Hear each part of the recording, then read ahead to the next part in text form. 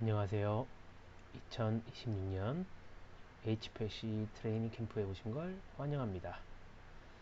이번 과정은 HPLC 기초 이론으로 크로마토그래피의 원리부터 장비 구성, 데이터 해석, 그래서 단계적으로 학습을 하게 됩니다. 준비되셨다면 바로 시작하도록 하겠습니다. 오늘 학습할 내용의 전체적인 구성을 먼저 살펴보도록 하겠습니다. 크게 세 가지 파트로 나누고요. 첫 번째는 HPLC 이론 및 원리, 그 다음 크로마토그래피가 무엇인지, 어떤 원리로 작동하는지를 배우게 됩니다. 두 번째는 HPLC의 구성입니다. 이동상, 펌프, 인젝터 컬럼, 검출기까지 각 부품별로 자세히 알아보는 시간이 될 거고요. 세 번째는 HPLC 데이터 보기입니다. 크로마토그램을 읽는 방법과 피크의 해석법을 다루게 됩니다. 그럼 첫 번째 파트부터 시작하도록 하겠습니다.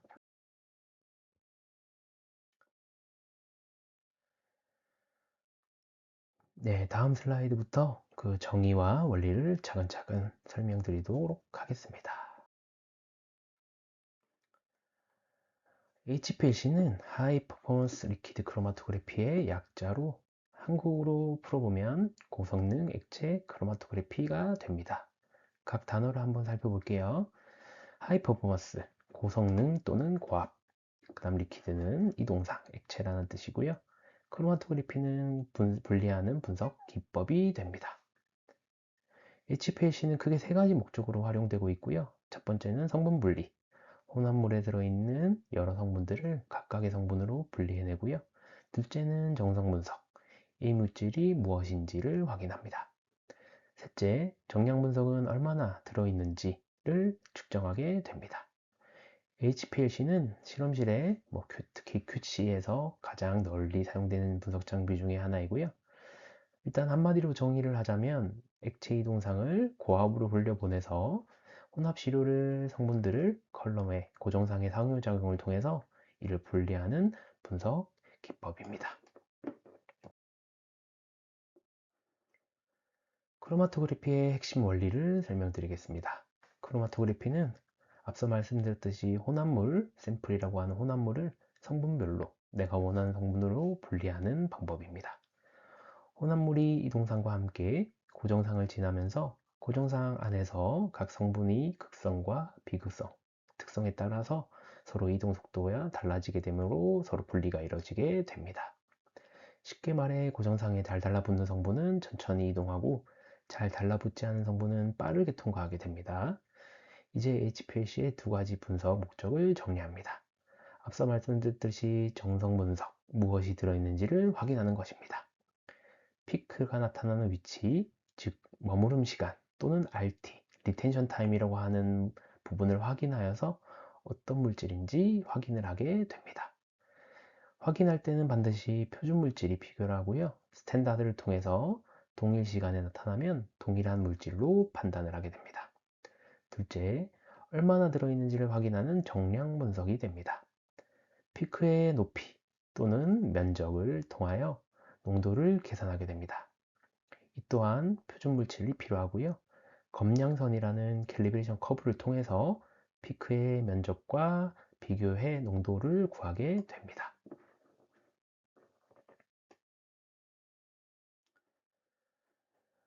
HPLC와 자주 언급되는 분석 기법 중 GC, 가스 크로마토그래피라는 분석 기법도 존재를 합니다.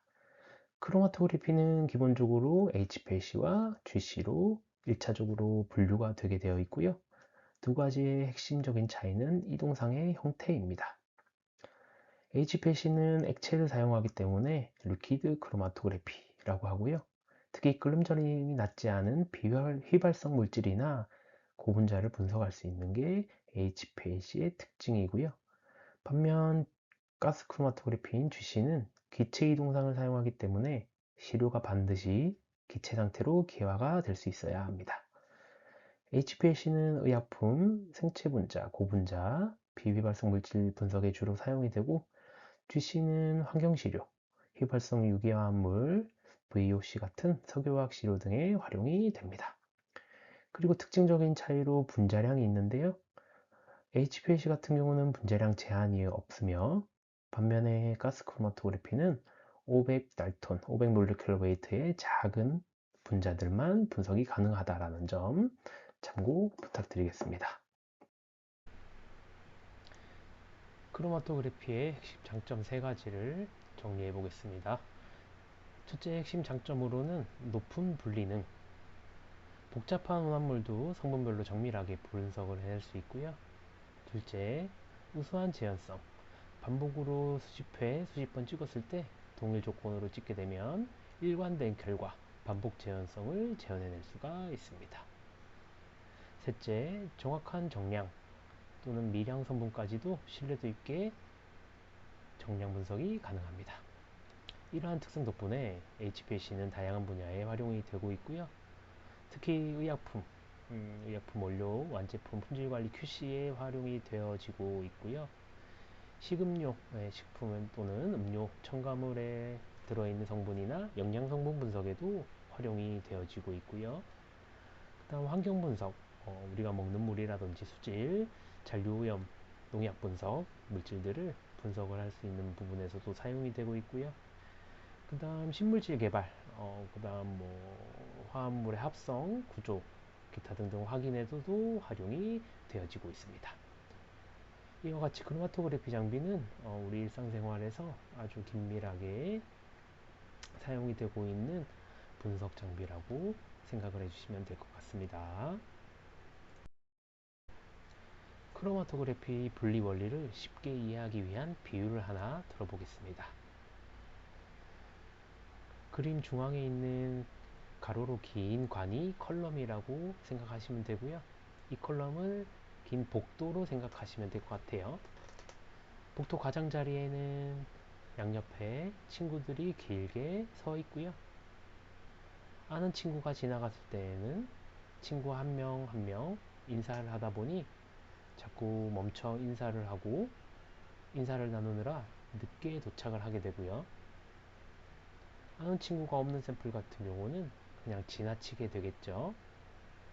그래서 예를 들어 컬럼 분리관이 비극성이라고 하면 극성이란 친구는 비극성과 친하지 않기 때문에 빨리 빠져나올 거고요. 비극성 컬럼의 비극성 물질은 컬럼에 친한 성질을 가지고 있기 때문에 천천히 작용을 통해 늦게 분리가 돼서 나오게 됩니다. 이 점을 반드시 기억해 주시면 되고요. 동시에 주입한 성분들 중에서도 극성과 비극성도의 차이에 의해서 고정상의 상호작용으로 인해 서로 다른 시간에 분리가 되어 나오게 됩니다. 앞서 설명드렸던 부분에서 크로마토그래피에는 HPLC와 GC로 나눠진다고 말씀드렸는데요. 가장 크게는 분류로 분자량 차이를 예시로 드렸었는데요. HPLC 같은 경우는 분자량의 제한이 없다 보니 다양한 응용이 나눠져 있습니다. 가스 크로마토그래피 같은 경우는 500달톤 이하의 작은 저분자 분석만 가능하기 때문에 다른 응용은 없다고 보시면 되고요. HPLC 같은 경우는 저분자에서 고분자까지 분리 분석이 가능하기 때문에 화면과 같은 응용들을 가지고 있습니다. 일단 첫 번째 제 왼쪽에 노멀 페이스라고 하는 순상 크로마토그래피와 두 번째 리버스 페이스 역상 크로마토그래피, 다음 이온 익스체인지, 그 다음 사이즈 익스클루전 크기 배제 크로마토그래피라고 합니다. HPLC 내에서도 이렇게 네 가지 또는 그 이상의 응용이 더 있다라고 생각을 해주시면 될 것 같아요.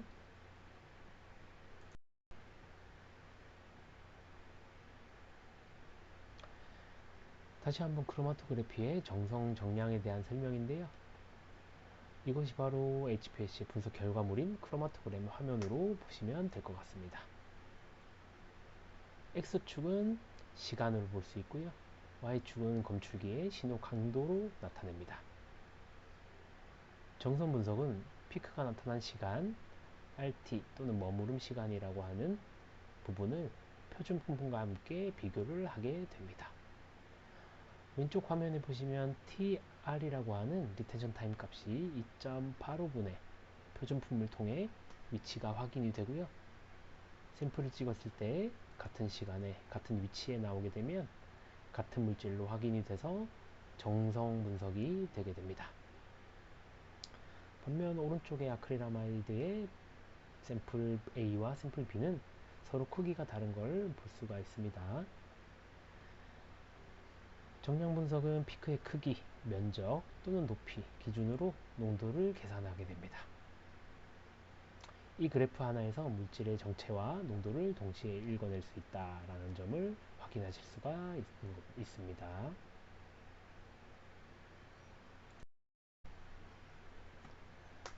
해당 화면은 캘리브레이션 커브라고 하는 검량 곡선인데요. 앞서 말씀드렸듯이 HPLC 장비는 표준품 없이는 정성 정량이 불가능하다라고 말씀을 드렸었는데요.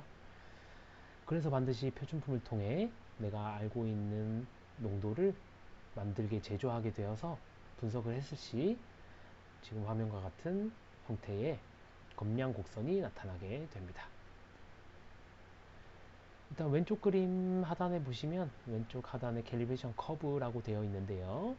X축은 농도, Y축은 검출기의 신호 또는 인텐시티라고 하는 수치가 나타나고요. 왼쪽 하단 그림은 알고 있는 농도의 10과 알고 있는 농도 30을 분석을 했을 때 직선을 그어서 리니어리티를 보게 되고요. 그렇게 했을 때 점선으로 표시가 되어 있는 부분은 한 19 정도로 예측이 되겠네요. 이렇게 검량 곡선을 통해 샘플 미지시료의 샘플을 정량을 하게 됩니다. 다시 오른쪽 그림으로 갔을 때 표준시료 1과 표준시료 2에 알고 있는 농도로 찍어서 미지시료를 분석했을 때 중간 정도의 크기가 나오게 되면 계산이 되게 되는 거고요. 물론 500, 600, 700, 800, 900까지도 계산이 되게 됩니다. 만일 예를 들어서 미지시료가 지금 오른쪽 그림의 인텐시티 900 이상을 넘어갔을 때에는 표준시료를 다시 제조를 하여서 그거보다 높은 농도의 표준시료가 있어야지만 캘리브레이션 커브 대비해서 함량 계산이 되게 됩니다. 다시 반복되는 설명입니다. 9mg/ml, 18mg/ml, 36mg/ml의 표준품을 제조한 다음 분석을 진행하였을 때 오른쪽 그림처럼 세 개의 포인트를 만들어낼 수 있고요. 리니어리티를 구했을 때 R2라는 R제곱이라는 값을 낼 수가 있고요. 직선성이 리니어할 경우 1에 가까울수록 신뢰도가 높다라고 보실 수가 있습니다. 이렇게 표준품을 알고 있는 농도로 분석했을 때 검량 곡선이 없을 경우는 정량 정성 분석이 안 된다는 점 다시 한 번 더 기억하시는 게 좋을 것 같고요. 표준품의 개수는 3개 또는 2개도 가능하겠지만 개수가 많을수록 그 정확도는 높다라고 할 수 있고요. 만약 지금 현 상태에서 36mg/ml보다 나의 미지시료 샘플이 초과가 될 경우에는 반드시 표준품을 더 높은 농도로 하나 더 분석을 진행해 줘야지만 정량 분석이 가능하다라는 점 기억해 주시면 좋겠습니다. 앞서 비극성, 극성에 대해서 설명드렸는데요. 일단 이동상과 고정상의 극성과 비극성도의 차이에 의해서 분리가 되는 기법이다 보니까 일단 용매에 대한 극성과 비극성도를 대표적으로 정리해 놓은 자료입니다. 가장 극성인 용매는 물이 되겠고요. 그 다음 아세트나이트릴, 메탄올 같은 것들이 극성 용매의 대표적인 용매이고요.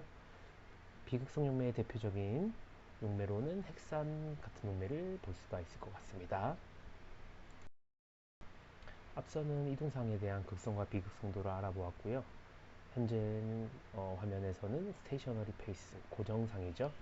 컬럼에 대한 극성과 비극성에 대한 내용입니다. 일단 컬럼의 가장 극성인 것은 실리카이고요. 이 실리카 기반에 탄소 결합을 작용기를 붙였을 때 비극성화를 시킨 게 C18 컬럼이 됩니다. 실리카인 건 기반은 다 동일하지만 극성인 상태에서 탄소 결합을 C4, C8, C18처럼 길게 이어 붙이게 되면 극성이었던 컬럼이 비극성이 되는 작용기를 가지게 됩니다.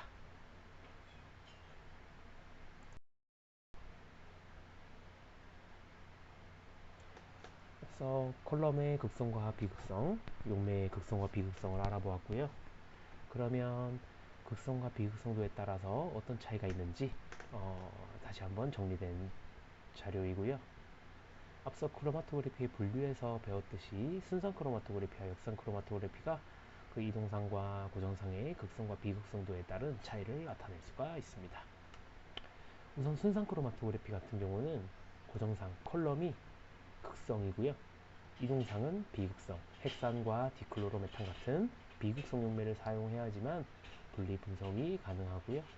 반대로 역상 크로마토그래피 같은 경우는 컬럼이 비극성이고 C18, C8 같은 비극성 컬럼을 사용하면서 이동상 용매는 극성 용매를 쓰는 물, 메탄올, 아세토나이트릴 같은 극성 수용성 용매들을 사용하는 분석 기법이 역상 크로마토그래피입니다. 다시 한번 정리하자면 순상은 극성 고정상의 비극성 이동상을 사용하는 것이고요. 역상은 비극성 고정상의 극성 이동상을 사용하는 것이 역상 크로마토그래피와 순상 크로마토그래피의 차이다 라고 생각하시면 될 것 같습니다. 그래서 보통 역상 크로마토그래피 같은 경우에 극성 이동상 물, 메탄올, 아세토나이트릴에 용해가 되는 샘플들이 많기 때문에 순상과 역상을 비교했을 때 역상의 응용이 거의 95% 정도고요. 순상의 응용은 5% 정도의 낮은 비율을 가지고 있습니다. 그래서 보통 HPLC 분석법이라고 하면 역상 크로마토그래피 분석법이 아주 상당히 높은 확률로 응용을 가지고 있다는 점 기억하시면 좋을 것 같습니다. 순상 크로마토그래피와 역상 크로마토그래피의 차이점에 대해서 정리를 해놓은 표이고요. 참고하시면 될 것 같습니다. 믹스처라고 되어 있는 부분은 샘플을 의미하고요. 앞서 분류에서 배웠듯이 사이즈 세퍼레이션, 여러 가지 도형들, 성분이 다른 물질들이 있더라도 사이즈 세퍼레이션 같은 경우는 크기로 분류를 하게 되고요. 어피니티 세퍼레이션은 앞서 순상과 역상이라고 했던 성분별로 분리해서 정성 정량을 하는 기법이 어피니티 세퍼레이션이다 라고 보시면 될 겁니다. 다음으로는 HPLC의 구성입니다. HPLC 시스템은 다음 5가지 주요 구성으로 이루어져 있습니다. 첫 번째, 이동상은 시료를 운반하는 용매가 되겠고요. 두 번째, 이동상을 고압으로 밀어주는 장치가 됩니다.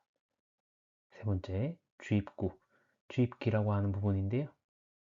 시료를, 샘플을 이동상에 주입을 지키는 장치입니다. 네 번째, 컬럼은 실제 성분이 분리되는 핵심 부품이고요. 컬럼에서 이동상과 샘플이 함께 주입이 되어 극성과 비극성도에 따라 분리가 일어나는 주요 핵심 부품이 됩니다. 검출기는 그렇게 분리된 성분을 UV나 형광, 굴절 같은 다양한 장치를 통해 검출을 하게 되고요. 그렇게 검출된 데이터를 측정 신호를 기록하고 분석하는 소프트웨어를 통해 우리가 볼 수 있는 크로마토그램, 피크 데이터로 변환을 시켜주게 됩니다. 흐름을 요약하면 이동상이 펌프를 통해 고압으로 흐르게 되고요. 주입기를 거쳐 시료가 투입이 되고 컬럼에서 성분이 분리된 뒤 컬럼 검출기가 신호를 측정하여 데이터 시스템에 기록이 되게 됩니다. 앞서의 설명과 마찬가지로 HPLC 구성의 흐름도를 다음과 같은 화면에서 참고하실 수가 있습니다. 이동상은 유리병이나 엠버, 솔벤트 병을 통해 이동상 저장 용기에 보관이 되어 있고요. 그 이동상을 고압의 펌프가 주입기 컬럼 검출기를 통해 계속 흐름을 이어주게 됩니다. 그 흐름은 주입구를 통해 지나가게 되어 있고요. 주입구에선 샘플과 함께 컬럼으로 투입이 됩니다. 그렇게 해서 컬럼 안에서 분리가 된 성분들은 검출기를 통해 검출을 하게 되고요. 검출된 신호를 우리가 보기 좋게 크로마토그램, 피크로 전환을 시켜주게 됩니다.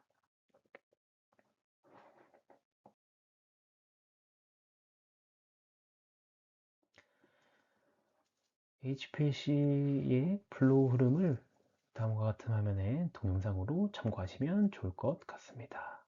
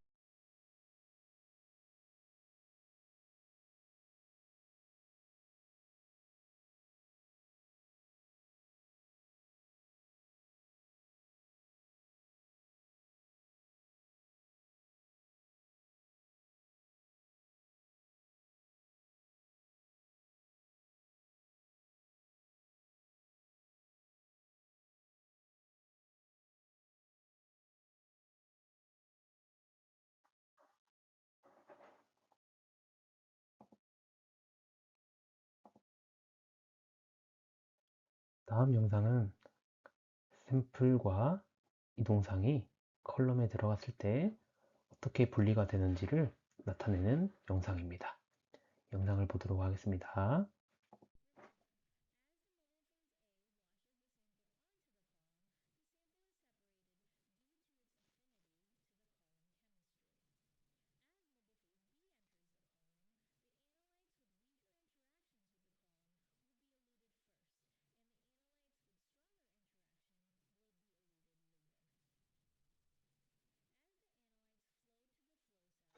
영상에서 보셨듯이 혼합된 샘플이 컬럼 안에 들어갔을 때 지금 현재 상황이 역상 크로마토그래피라고 하면 컬럼은 비극성이고 이동상은 극성이고 샘플도 극성이 됩니다. 그래서 제일 빨리 분석이 된 파란색 표시의 피크는 극성이 가장 높다라고 할 수 있고요. 그 다음 순서대로 비극성에 가깝다라고 볼 수 있을 것 같아요. 그래서 역상 크로마토그래피에서는 비극성 컬럼과 극성 용매를 사용하고요. 샘플 같은 경우엔 극성에 가까울수록 빨리 검출이 되게 됩니다. 현재 글로벌에서 판매를 하고 있는 HPLC 회사의 각 모델들을 사진으로 첨부해 뒀으니 참고 부탁드리겠습니다.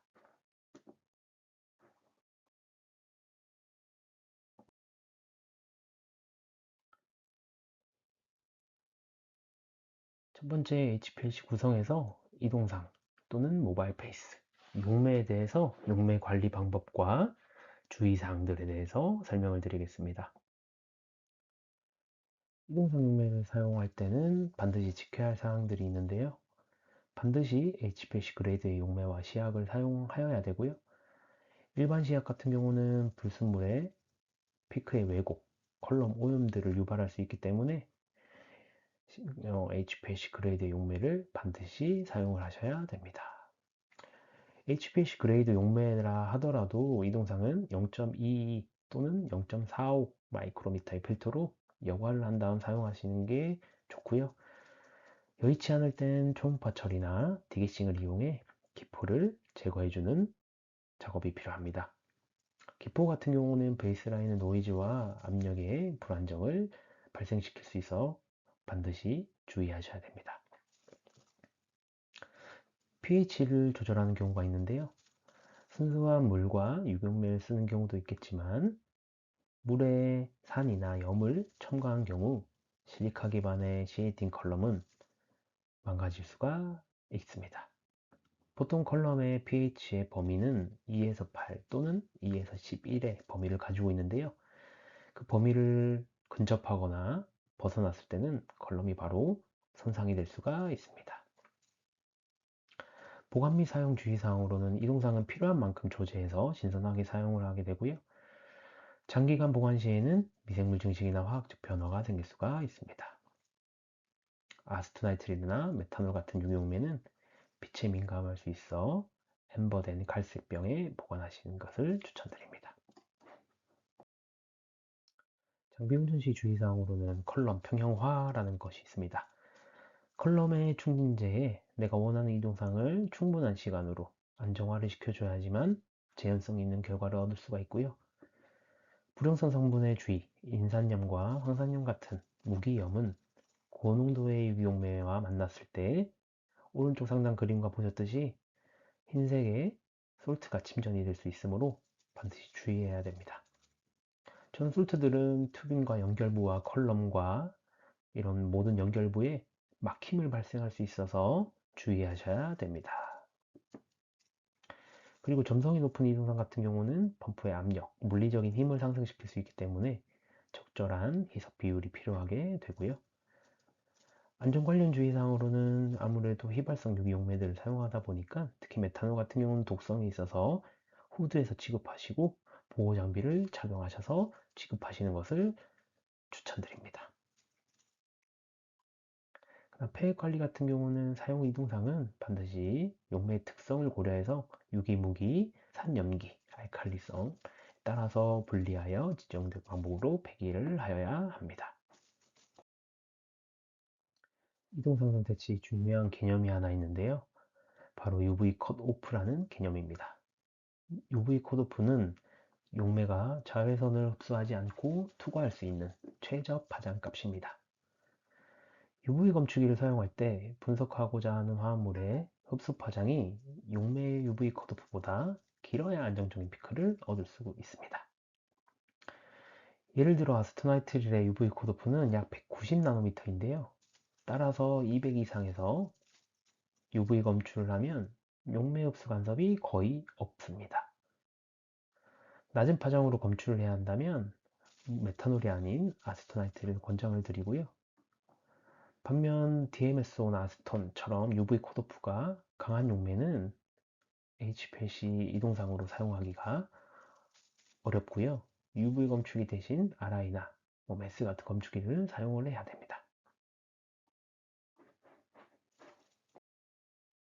본 화면이 UV 컷오프에 대한 데이터에 대한 그림인데요.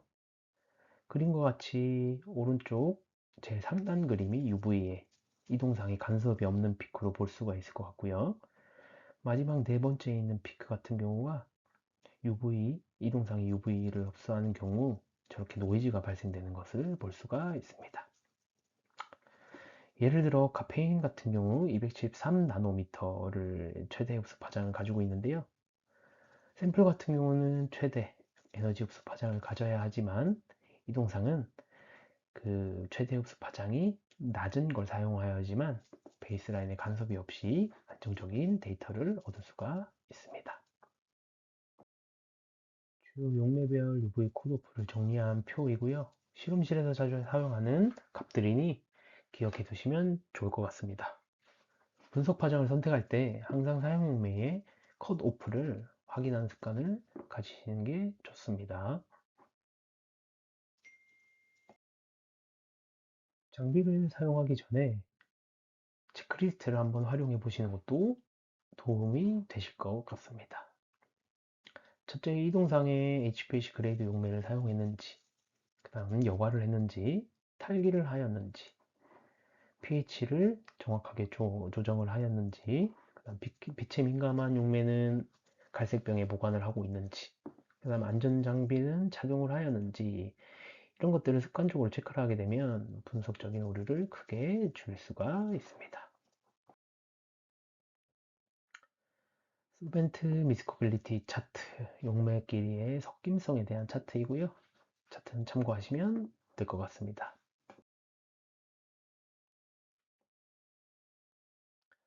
펌프를 이용한 이동상 공급 방식에는 크게 두 가지가 있습니다. 첫째, 아이소크레틱 등용매 조성법이라고 하는데요. 분석 내내 이동상 조성이 일정하게 유지가 되는 방법입니다. 예를 들어 물 50%와 메탄올 50%, 분석 시간이 10분이라고 가정했을 때 50% 물, 50% 메탄올은 변화가 없이 10분 동안 유지가 되는 방법이 되고요. 아이소크리틱은 단순하고 재현성이 높고 조작이 간단합니다. 특히 극성 차이가 크지 않는 단순 혼합물 분석에 적합하고요. 극성 차이가 뚜렷하게 나타나는 경우에는 아이소크리틱으로 간단한 분석에 사용이 됩니다. 오히려 단점으로는 극성 차이가 너무 크게 되면 극성 물질은 빨리 나와서 분리가 되고 극성이 낮은 물질은 너무 늦게 나와서 서로의 피크 간격이 넓어지게 되는 현상이 생기게 됩니다. 그런 경우에는 용매 조성을 바꿀 수 있는 그레디언트, 구배 용매 조성법을 활용할 수가 있습니다. 그레디언트 조성법은 분석 중에 이동상 용매 조성을 점진적이든 급점진적이든 변화를 시키는 방법입니다. 예를 들어 초기에 물 비율을 줄이고 유경 비율을 늘리고 하는 방식으로, 반대로 유경매 비율을 줄이고 물 비율을 높이는 방식을 통해 분석 시간 내내 용매의 조성이 계속 바뀌어가는 방식입니다. 극성 차이가 큰 복잡한 혼합물에도 효과적으로 분리할 수 있고요. 오히려 극성이 너무 가까운, 극성 차이가 없는 하나의 피크로 나오는 경우 그레디언트를 통해서 서로를 분리를 시킬 수 있는 방식입니다. 그레디언트 같은 경우는 용매 조성을 변화를 시켜줄 수 있기 때문에 피크 모양을 개선시킬 수 있고요. 분석 시간도 단축을 시킬 수가 있습니다. 단점은 용매 조성이 너무 세부적으로 변화를 하기 때문에 컬럼 평형화, 안전형화 시간이 좀 오래 걸리기도 하고요. 천연 추출물이나 프로테인, 의약품, 그 다음 잔류농약 같은 물질을 분석할 때는 아무래도 다성분 분석이기 때문에 그레디언트 방식을 주로 사용을 하게 됩니다. 아이소크리틱과 그레디언트는 절대적으로 샘플의 극성도 차이나 이런 것들에 따라서 결정하는 것이 아니라 분석법, 시험법에서 아이소크리틱인지 그레디언트인지를 구분을 하셔야 되고요. 앞서의 특성들에 따라서 극성도가 너무 차이가 없거나 너무 차이가 많이 생기는 것 같은 경우에 조절을 해서 사용할 수 있는 두 가지의 조성법이 있다라고 기억하시면 좋을 것 같습니다. HPLC 펌프에서 아이소크리틱과 그레디언트의 용리되는 차이점인데요. 앞서 설명드린 내용에 대한 그림으로 정리를 해 놓고요. 특징들과 장단점들을 요약해 놓은 차트로 보시면 될 것 같습니다. 지금 차트를 통해서 아이소크리틱과 그레디언트는 서로 구분을 하실 수 있어야 되기 때문에 반드시 꼭 기억해 두시면 좋은 내용입니다. 아이소크리틱과 그레디언트를 구분할 수 있어야지 HPLC의 분석 메소드를 읽어낼 수 있고 활용을 할 수가 있다라는 점 기억해 주시면 좋을 것 같습니다. 아이소크리틱과 그레디언트에 대한 이동상 조성과 분석 대상, 모양, 시간, 재현성 이런 부분에 대한 정리되는 표 참고하시길 바라겠습니다. 다음 인젝터 샘플 주입구라고 하고요. 샘플 주입구에 대해서 설명드리도록 하겠습니다. 인젝터는 시료를 이동상에 정확하게 주입하는 장치입니다. 역할은 세 가지 정도로 정리할 수 있고요. 정확한 시료 주입을 할 수 있으며 고압이 걸리는 이동상에 컬럼에 안전하게 주입할 수 있도록 설계가 되어 있고요. 분석 효율 유지, 시료가 고르게 주입되지 않으면 피크 확산이 발생해서 분리 성능이 떨어지게 됩니다. 인젝터는 매뉴얼 인젝터와 오토 샘플러 두 가지 정도가 있고요. 매뉴얼 인젝터는 말 그대로 사람이 직접 샘플을 로딩해서 주사기를 통해 주입하는 방식이고요. 오토 샘플러는 바이알이라고 하는 유리병에 샘플을 담아두게 되면 내가 원하는 부피만큼 자동으로 주입을 하게 됩니다. 아무래도 매뉴얼 인젝터 같은 경우는 간단하지만 숙련 한 6달 된 기술이 필요하고요. 반복 부선 시 휴먼 에러가 발생할 수 있는 단점이 있습니다. 오토 샘플러 같은 경우는 재현성이 높고 다수의 시료를 연속해서 분석할 수 있으며 휴먼 에러를 최소화시키고 대신 장비 가격이 비싸며 유지 보수가 필요할 수 있겠죠. 대부분 현재 HPL 시스템에는 자동 인젝터가 장착이 되어 있다고 보시면 됩니다. 매뉴얼 인젝터와 오토샘플러의 차이. 상단 밸브 부분에 사람이 직접 주입하는 방식에서 오토샘플러가 자동으로 리드를 장착을 해서 주입을 하게 되는 방식의 차이점을 보실 수가 있습니다. 컬럼입니다. 컬럼의 기본 구조, 재질 이런 것들에 대해서 살펴볼 건데요. 컬럼의 재질은 기본적으로 스테인리스 스틸 또는 피크 재질로 되어 있고요. 대부분은 서스 재질인 스테인리스 스틸로 이루어져 있습니다.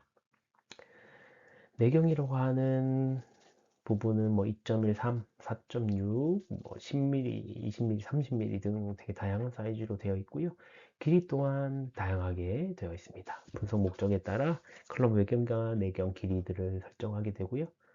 충진제는 아까 말씀드렸던 순상 역상에서 극성과 비극성을 나누는 실리카 기반이 가장 대표적이고요. 그 표면에 탄소 결합을 시켜 C18 또는 C8, C4, 사이아노 이런 작용기들을 붙여서 컬럼 종류를 만들게 됩니다. 그래서 분리 모드에 따라서 순상이냐 역상이냐에 따라서 구분을 할 수가 있고요. 역상 컬럼은 가장 많이 사용되는 비극성 춘인제 C18, C8 등이 있고요. 극성 이동상을 사용하면서 의약품, 천연물 분석에 주로 사용이 됩니다. 정상 컬럼인 노멀 페이스는 충진제 자체가 극성, 실리카에 아무런 작용기를 붙이지 않는 상태가 되고요. 비극성 이동상인 핵산 같은 물질을 쓰면서 극성이 아주 높은 화합물 또는 이동상 이성질체 분리들 것들에 좀 사용이 되고 있습니다. 이온교환 컬럼 같은 경우는 전화 기반의 분리와 아미노산, 단백질, 무기이온, 이온 분석에 사용되는 컬럼이 있고요. 사이즈 배제, 크기 배제라고 하는 GPC 또는 AC, SEC 같은 것들은 크기 배제, 저희가 어피니티 세퍼레이션이라고 하는 정상 정령 목적보다 단백질의 고분자 분석에 크기 배제, 크기를 분석을 하게 됩니다.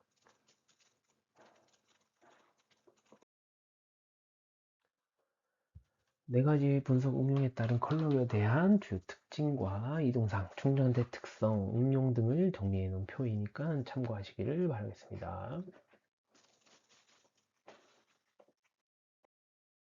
컬럼에 대한 작용기에 대해서 정리한 내용이니까 참고하시길 바라겠습니다. 디텍터 검출기 편입니다. 샘플이 컬럼에서 분리가 된 샘플을 뭐 UV나 형광, 그 다음 굴절, 매스 등을 통한 디텍터를 통해서 데이터를 읽어내고 변환시켜주는 장치로 보시면 될 것 같습니다. 검출기입니다. 검출기는 컬럼에서 분리된 성분을 실제로 감지해서 신호로 변환하는 핵심 장치이고요. 화합물의 물리화학적 특성에 따라서 적절한 검출기를 선택할 수 있어야 합니다.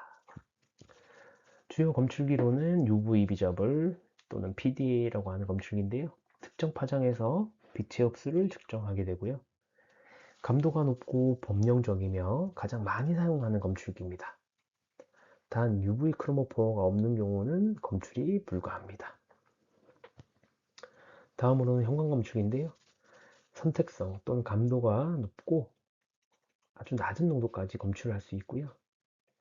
형광 발색단이 있는 화합물을 분석을 할 수가 있습니다. 예를 들면 비타민, 아미노산 등이 있고요. 다음으로는 굴절율 검출기입니다. 빛의 굴절에 따라서 변화하는 부분을 검출할 수 있고요. UV 크로모퍼가 없고 형광 발색이 없는 특히 당류, 당알콜들 이런 성분들은 UV가 없고 형광 발색단이 없기 때문에 굴절율 검출기를 이용해서 분석을 하게 됩니다. 다음으로는 질량 분석기 같은 질량 분석기인데요. 감도와 특이성이 현존하는 분석기 검출기 중에 가장 좋고요. 구조 확인이 가능하고 어떤 물질이 있는지 정성 정량에 아주 낮은 수준의 농도까지 검출을 할 수 있는 장비입니다. 가격이 비싸고 유지보수에 복잡한 구성으로 이루어져 있습니다. ELSD 같은 경우는 이동상을 증발시켜서 빛을 산란시키는, 이동상이 증발이 되면서 니블라이징이라는 입자가 형성이 되고요. 그 입자된 산란광을 측정하고, ELSD 같은 경우도 UV 흡수가 없고 형광 발색단이 없는 물질들을 분석을 하는데 사용이 됩니다. 특히 전극의 화학 검출기랑 전도도 검출기는 HPLC 검출기에서 한 5% 이내의 낮은 응용을 가지고 있기 때문에 보통 이 CD와 컨덕티비티, 전도도 검출기를 매스라는 검출기를 통해서 분석이 가능한 응용을 보시면 될 것 같습니다. 데이터 보기입니다.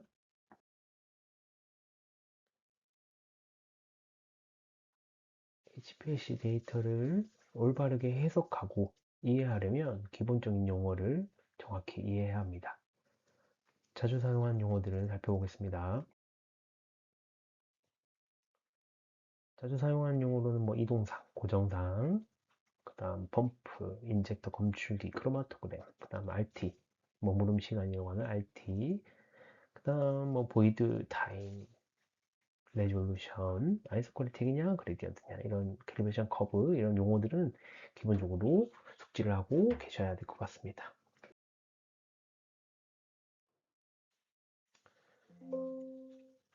해당 화면에선 머무름 시간과 피크 면적, 피크 높이, 분리도라는 부분인데요.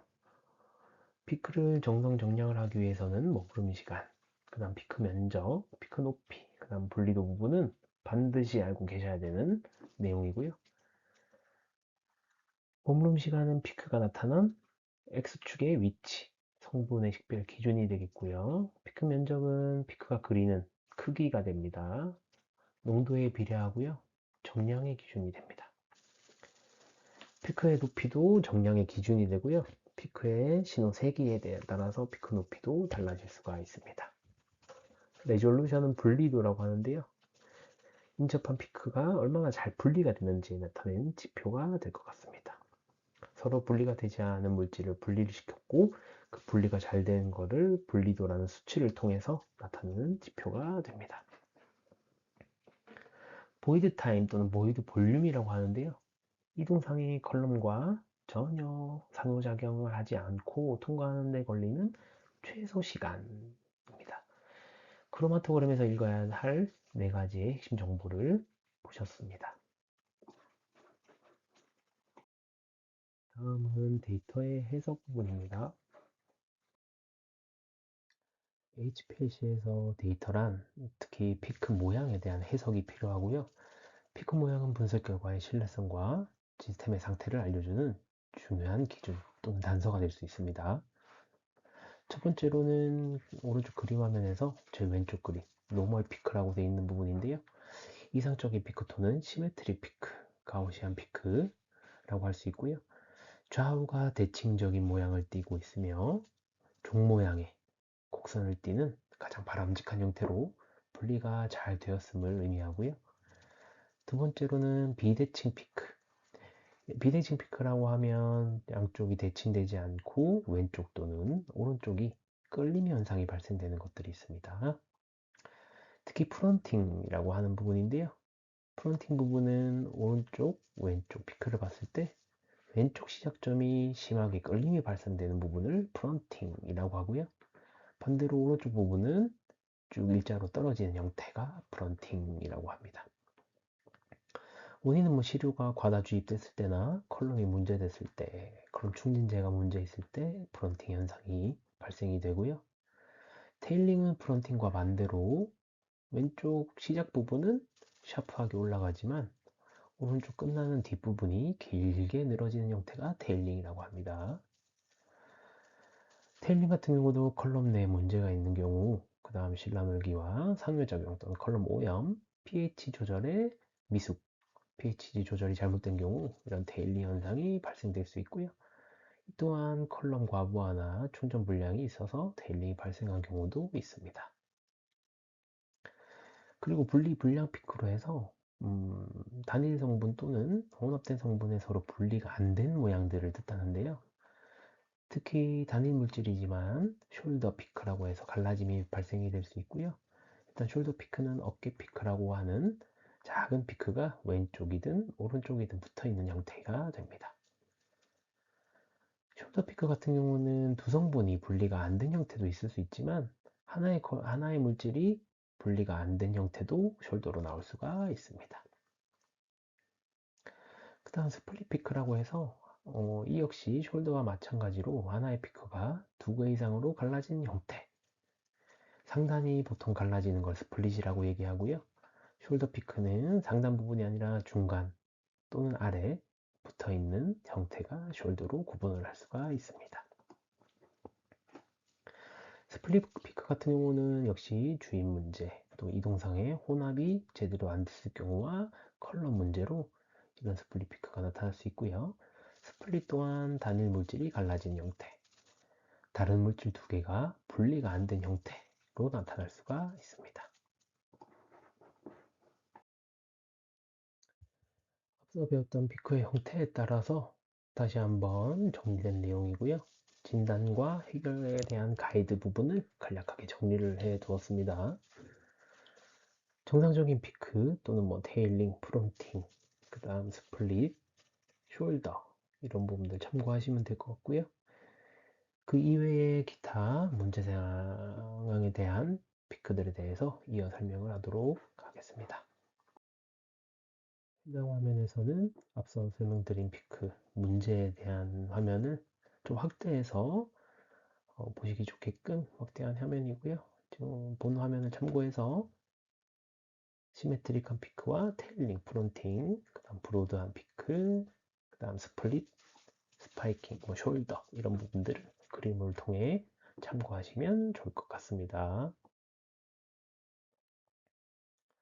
브로드 피크의 경우는 양쪽이 대칭은 되지만 피크 폭이 넓은 경우를 브로드 피크로 판단할 수가 있고요. 오른쪽 그림에서 플래터 피크 또는 세츄레이션 아이라고 하는 부분인데요. 상단 부분이 저렇게 직각으로 잘린 형태로 나타날 수 있는데 플래터 피크의 경우는 세츄레이션이라고도 표현을 합니다. 농도가 너무 높았을 때 저런 형태로 나타나기 때문에 특히 플래터 피크가 나타나는 경우를 꼭 반드시 방지를 해야 됩니다. 최초 어떤 샘플을 스탠다드 또는 샘플을 찍을 때 너무 농도가 높거나 너무 진하게 되면 저런 플래터 피크의 형태가 나타나게 되고요. 저런 현상을 방지하기 위해서는 표준품 제조를 유의하셔서 제조를 하셔야 됩니다. 예를 들면 어떤 특정 물질의 농도를 1000ppm짜리 스탁 솔루션을 하나 제조를 하게 되고요.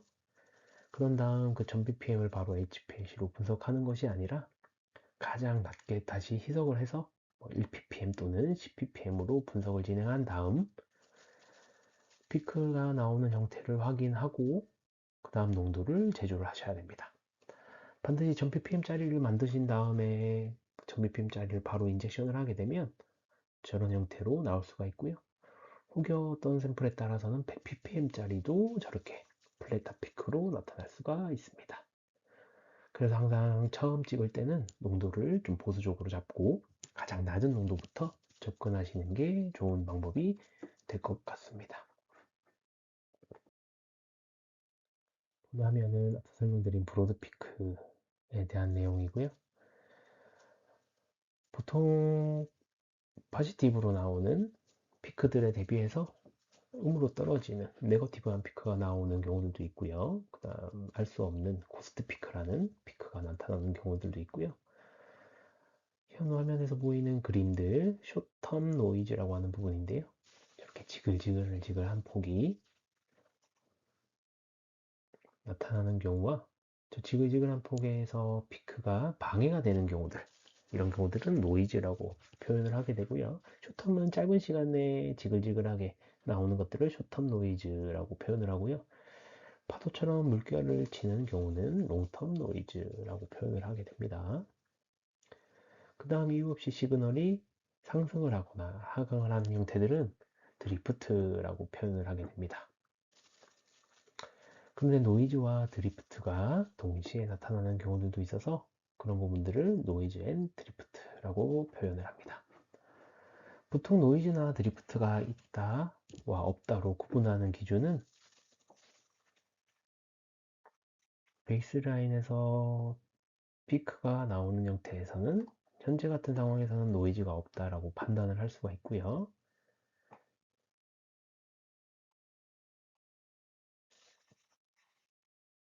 피크가 나왔음에도 불구하고 이렇게 방해가 되는 형태들은 이 노이즈가 있다라고 판단을 할 수가 있습니다. 노이즈냐 노이즈가 없냐라고 했을 때는 해당 피크에 영향을 주냐 영향을 주지 않냐의 구분으로 기록을 하시면 좋을 것 같고요. 드리프트 같은 경우는 피크가 이렇게 상승하면서 피크가 나왔음에도 불구하고 상승하거나 하강을 하면서도 피크가 나왔는데 이렇게 떨어진 형태를 드리프트라고 얘기합니다. 근데 노이즈와 함께 드리프트가 같이 발생되는 경우들도 있어서요. 지글지글 하면서 노이즈와 드리프트가 같이 발생하는 현상이 다음과 같이 확인할 수가 있습니다.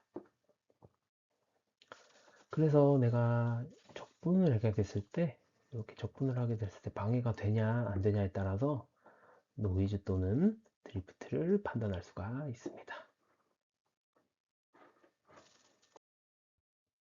마지막으로 HPLC 부분에서 이동상 여과 탈기를 해야 되고요. 시료 전처리를 하고 주입을 하기 전 시린지 필터를 통해 필터하는 것.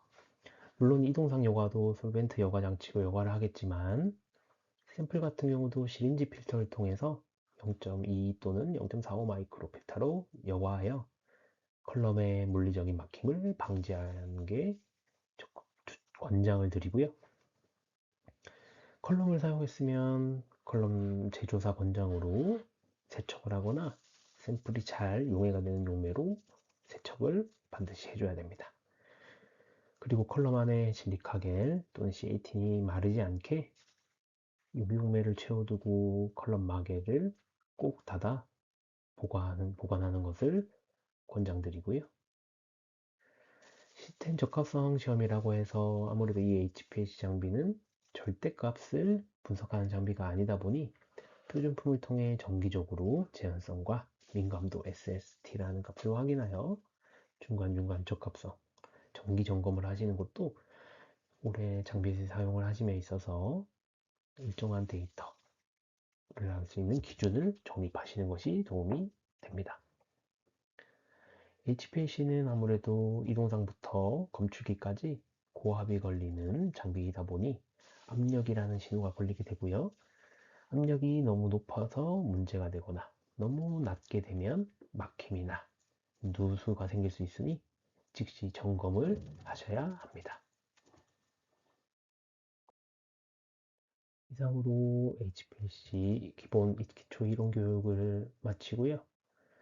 혹시 추가 질문사항이나 궁금한 점이 있으시면 실습 교육 때 이론에 대해서 다시 한번 리뷰를 해드릴 예정이고요.